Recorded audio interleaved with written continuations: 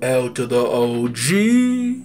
Doobie the OG, and he playing. What's good? Secession is back. I got my Kendall Roy look going. I cannot wear these glasses the entire time. That's ridiculous. But yes, Secession is back. Wow. I'm not gonna lie, once the last season happened, I was sort of, they lost me a little bit. Like, it wasn't bad, but they lost me just a little bit. But now, we are back in it. For starter, you got the siblings working together. Now, when this started out, I was like, okay, are they really gonna work out, or are they gonna try to go back to daddy, win his love? But it seems like they might genuinely work this out, and they start this out with creating their own idea. They're like, all right, let's start from the ground up. And as they're saying it, I'm like, that's kind of cool, you know, like. New Gen Royce, we have a fucking song to sing. You know, imagine some famous family like the Kardashians or whoever. Maybe that's not the best example, but you know, they make their own BuzzFeed, The Atlantic, whatever. I think that would be interesting. I think people would sort of gravitate towards that. But then it gets proposed, this idea, rather than starting it from the ground up, they could rehabilitate an old website. And I was thinking, I'm like, that would actually be even more cool. Like, imagine you have BuzzFeed, the Kardashians come in, buy it, add their own marketing and flair, and they can get all these celebrities on and stuff. Maybe they have their own little hot ones. I don't know. I was like, that's a cool concept to play with. And then you compare that to Logan, who's still stuck in the traditional media, the Fox News of the world, the CNNs of the world. And it's just these two titans. And, you know, where this episode goes in the end, where they're mano-a-mano bidding against one another, it felt like almost like this graduation of like, okay, you know what, Dad?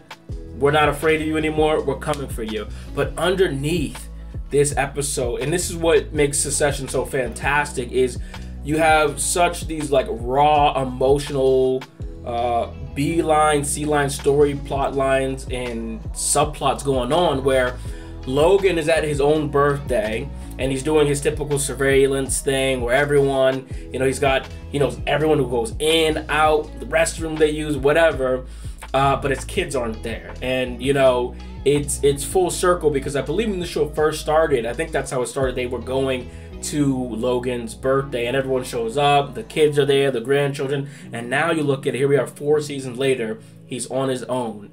And he may have this empire, but he is on his own.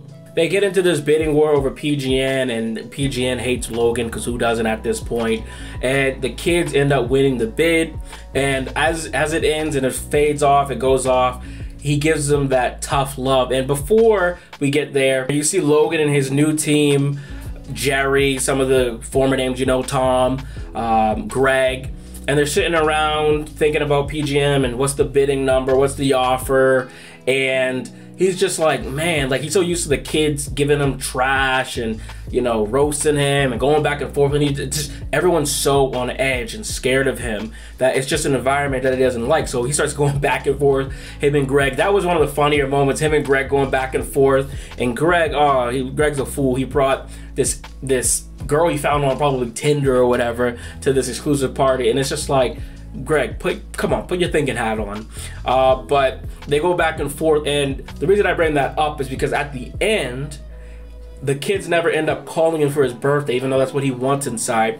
But he ends up calling them after they win the bid, and he basically goes, screw you for overpaying. You're a bunch of idiots, but congrats on it. And that's his way of being like, I'm proud of you, kids. I love you. So that's nice, and that's a nice, sweet moment. And I think, looking ahead of season 4, I think Logan is probably going to die. I mean, he's old. That was how the show started, and this has been something that's been going on and on for some time. I think we're gonna come to a point where he starts to get soft, per se, and starts to open up a little bit more to the kids, and just show his pride, like he's proud in his own way.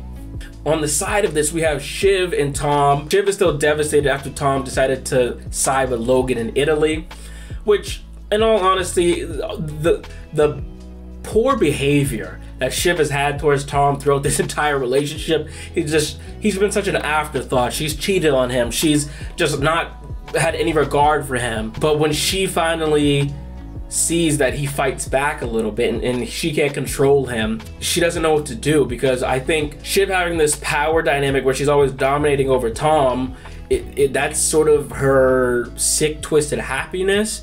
And I think she realizes, you know, as much as she would love to be with Tom, if this is the Tom that she's gonna get, it's never gonna work out.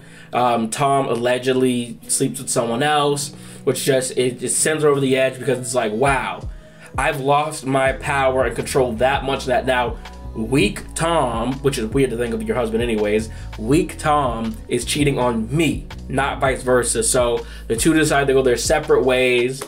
And yeah, this was definitely a power punch episode to get us out the gate. Rome seems very mature. He seems like, okay, scratch that. It's Rome. But it was a really good effort, really. Quite tremendous. But he seems more mature than usual, and I liked how he genuinely, I think, wants to build something with his siblings here. And while Kendall likes the idea of that, he's always thinking business first, he's always thinking his image first. I think that Roman genuinely wants to make something with his siblings that he can be happy with, make his father proud. And he's sort of the glue here to be like, guys, you know, we said that we want to do this together. Let's not run and go and buy a PGM. Let's do our own thing.